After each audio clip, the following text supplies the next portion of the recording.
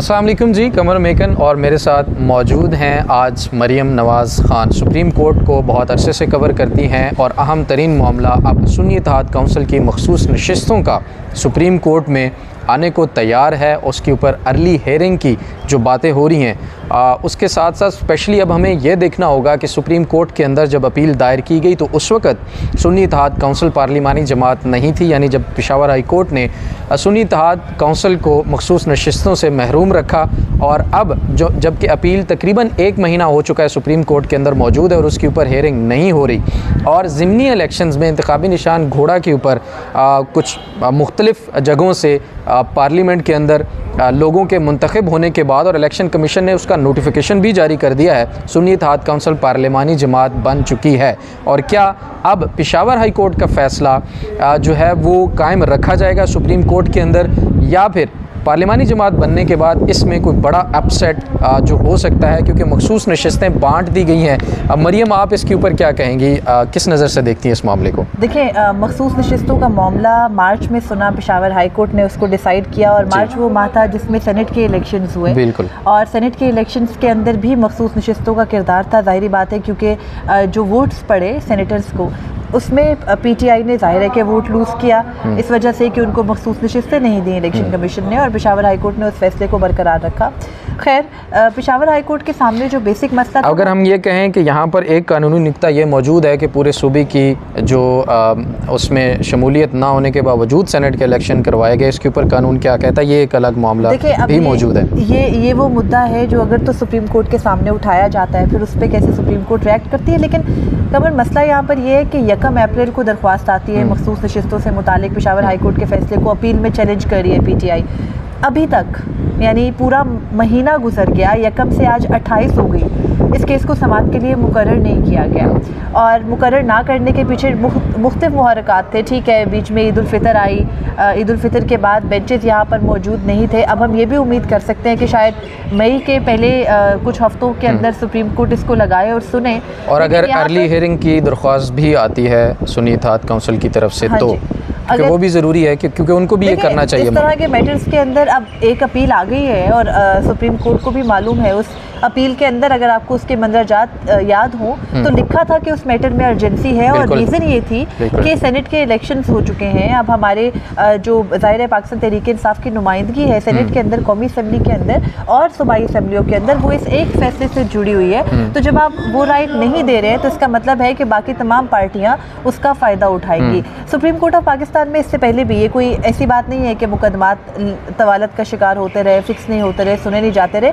ये एक अरसे से चलती रिवायत है कि जो कुछ केसेस को आपने प्रायोरिटी देनी होती है उसको आप देते हैं, सुन लेते हैं। देखिए, बल्ले के इंतखाबी निशान से मुतालिक केस आया, 11 बजे तक जो आरोज लाहौर में लाहौर हाई कोर्ट का फैसला था आरोज से मुतालिक, उस पर सुप्रीम कोर्ट ने उसी दिन नोटिस भी लिया। सुप्रीम कोर्ट की सर्दियों की छुट्टियां हो रही थी, उसी दिन अपील भी दायर करवाई गई, उसी दिन समाअत भी हुई, उसी दिन फैसला भी आ गया। रात 12 बजे से पहले इलेक्शन कमीशन से इंतखाबी शेड्यूल भी जारी करवाया गया था। तो जब कुछ करने पर आते हैं तो इस तरह से कर लेते हैं। फिर बल्ले के इंतखाबी निशान का मामला आया, उससे पहले आर्टिकल 62(1) का मामला आया। 4 दिनों के अंदर लार्जर बेंच ने बैठ के उस मामले को डिसाइड कर लिया।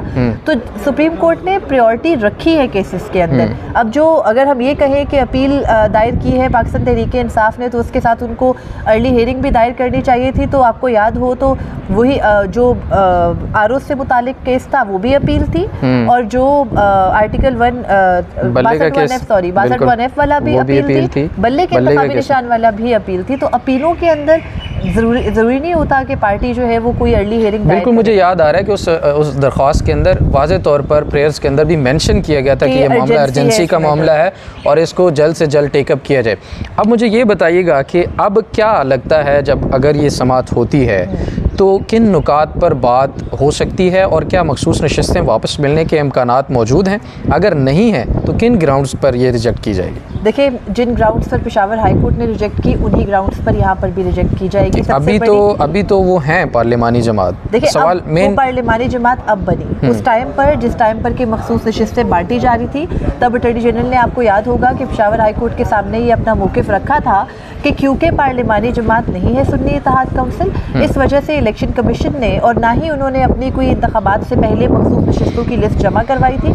अगर वो कोई 1-2 लोगों की भी लिस्ट जमा करवा देते तो पाकिस्तान तहरीक इंसाफ उन मखसूस नशिस्तों की अहल हो सकती थी वो सुन्नी इत्तेहाद काउंसिल में शमूलियत के बाद। तो अगर वो मुद्दा एक्सेप्ट किया है पेशावर हाई कोर्ट ने तो मोस्ट लाइकली सुप्रीम कोर्ट भी उसको एक्सेप्ट करेगी, क्योंकि जो मखसूस नशिस्तों का तरीक़ेकार है वो यही होता है कि आप इंतखाबात से पहले जो एक टाइम पीरियड आपको दिया जाता है उसमें आप लिस्ट जमा करवाते हो। जब वो लिस्ट जमा नहीं हुई, अब सुन्नी इत्तेहाद काउंसिल अगर पार्लिमानी जमात भी बन गई है तो मुझे नहीं लगता कि इससे कोई डिफरेंस आएगा। और इस पूरी सिचुएशन के अंदर जो भी ये मखसूस नशिस्तों का मामला है, इसमें आपको पता है कि नंबर गेम का बहुत चक्कर होता है, चाहे वो सूबाई सतह पर हो या नेशनल असेंबली की सतह पर हो। इस वक्त जो हुकूमती इत्तेहाद है उसको अपनी नंबर गेम पूरी करने के लिए जो फिगर्स चाहिए थे वो इन मखसूस नशिस्तों के जरिए उनको मिल गए हैं। यानी अगर कोई आईनी तरमीम लानी होगी या कोई अहम कानून साजी करनी होगी तो अपोजिशन जितने भी रखने डाल ले, अगर हुकूमती इत्तेहाद चाहेगा तो 2/3 अक्सरियत उनके पास मौजूद है और ये 2/3 अक्सरियत उनको मिली है इन मखसूस नशिस्तों के जरिए से। अभी सेनेट के अंदर जब तक के, अब इसके अंदर एक और मसला भी है, अभी केपी से सेनेट के सेनेटर्स मुंतखब होकर नहीं आए इस मरहले में।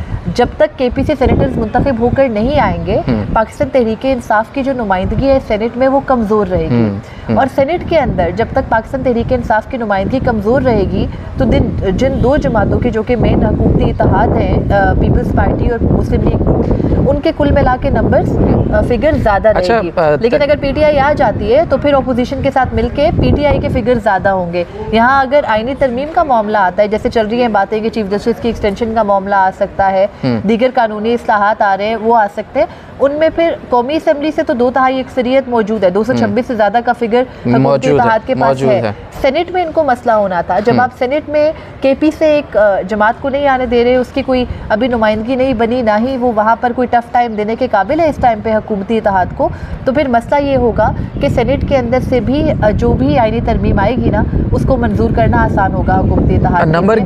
नंबर गेम में वैसे जो सुन्नी इत्तेहाद है वो पार्लियामेंट के अंदर तो कमज़ोर है ही है, लेकिन एक नंबर गेम ये भी है कि सेनेट के अंदर अगर पीटीआई के आ भी जाते हैं लोग तो उनकी तादाद फिर भी कम रहेगी, वो अक्सरियत में नहीं बन सकते। नहीं, उनकी तादाद कम ज़रूर रहेगी, लेकिन मसला ये है कि सेनेट के अंदर अगर 96 नशिस्तें हैं ना तो उनमें से जो हुकूमती इत्तेहाद है उसके पास 54 या 55 नशिस्तें हैं, 2/3 अक्सरियत उनके पास वहाँ पर नहीं है। लेकिन अगर आप पीटीआई को केपी से जीत कर नहीं आने देते नशिस्तें जो कि उनकी बनती है, आपको पता है 11 नशिस्तें अगर केपी से, वो 11 की 11 में से 10 तो कम से कम पीटीआई की होंगी। अगर आप ये नहीं आने देंगे तो जो पीटीआई के पास 24-25 का फिगर है सेनेट के अंदर, उसके साथ अगर वो बाकी सारी जमातें, देखिए मौलाना की जमातें हैं, आज़ाद जमातें हैं, ये बलूचिस्तान से रखने वाली कुछ ताल्लुक़ रखने वाली पार्टियां हैं जो कि पीटीआई के साथ ऑलरेडी हैं, उनके कुल में लाओ, जमात इस्लामी के में लाओ तो पीटीआई के पास भी कुछ नंबर 40 के लगभग बनता है। तो उस सूरत में फिर पीटीआई का जो एक पार्टी पोजीशन है ना वो मजबूत है सेनेट के अंदर, लेकिन उसके लिए शर्त है कि आप केपी से मुंतखब होके आने दो, नहीं आने दिया जाएगा तो फिर वो तरमीम वाला मामला उठेगा। एक एडिशनल लिस्ट जो है मखसूस नशिस्तों की वो जमा करवाने का कुछ फैसला भी है सुप्रीम कोर्ट का, तो वो क्या अब जब पार्लिमानी जमात बन चुकी है तो वो क्या एडिशनल लिस्ट मखसूस नशिस्तों के लिए जमा करवाने का है मौका सुन्नी इत्तेहाद के पास? पार्टी वाला केस था और उसके अंदर ये था कि वो पार्टी उस वक्त में, वो बाद में उन्होंने नशिस्तों के लिए जमा करवाई थी, लेकिन वो at the time of election पार्लिमानी पार्टी थी।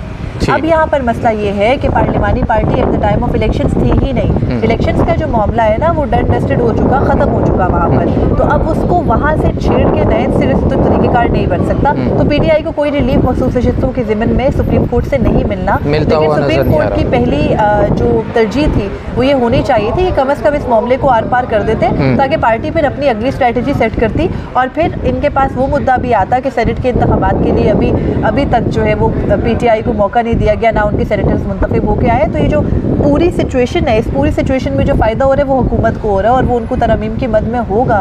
और अगर तो ये एक्सटेंशन जैसे कोई भी तरमीम आती है, चाहे वो चीफ जस्टिस की एक्सटेंशन का मामला, जुडिशल पैकेज की बातें तो जाहिर है हो रही हैं, और उसमें और अगर उसमें सुप्रीम कोर्ट डायरेक्टली बेनिफिशरी है तो फिर उनका ये कंडक्ट नहीं होना चाहिए। आपको कम से कम अपने एंड से शफाफियत रखनी चाहिए। वो हुकूमत की अमेंडमेंट या हुकूमत की लेजिस्लेशन है तो उसमें फिर लगता है कि आपका कोई किरदार नहीं है, लेकिन इस तरह से करना, चीज़ों को प्रोलॉन्ग करना, ऐसे लगता है कि आपका एक पोटेंशियल रोल है अंदर। बल्ले वाले केस में भी हमने देखा बहुत सारी चीज़ें ऐसी थी और उसके बाद भी बहुत तनकीद के दरवाजे खुले और अब हमें लगता है और ऐसा लग रहा है कि अगर मखसूस नशिस्तों पर भी उसी तरह का कोई फ़ैसला आया तो उससे भी बड़ा तूफ़ान जो है वो आता हुआ काजी फ़ाइज़ ईसा साहब की तरफ वो नज़र आ रहा है। बहरहाल hope for the best. Maryam Nawaz Khan के साथ कमर मेकन को दीजिए इजाज़त। अल्लाह निगहबान।